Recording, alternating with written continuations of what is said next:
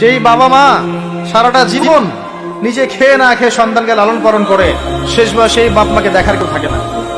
নিজে যখন হাঁটতে পারতো না, বাবা ওর হাত ধরে হাঁটায়।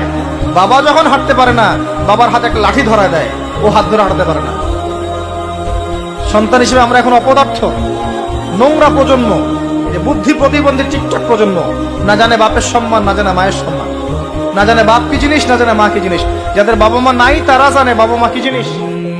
আমাদের মধ্যে যাদের বাপ মা মারা গেছে তারা জানে বাপ মা কি জিনিস, যাদের বেঁচে আছে এরা জানে না।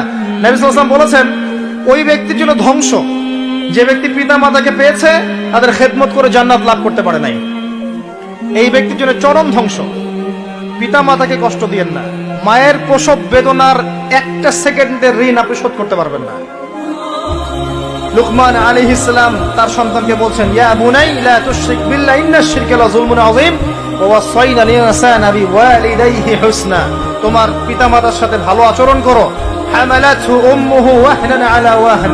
তোমার মা তোমাকে কষ্টের পর কষ্ট লালন করে সহ্য করে এই যে প্রসব করেছে। ওয়া ফিসালুহু ফি আমাইন, 2 বছর দুধ পান করিয়েছে। এই ঋণ শোধ করতে পারবে কেউ?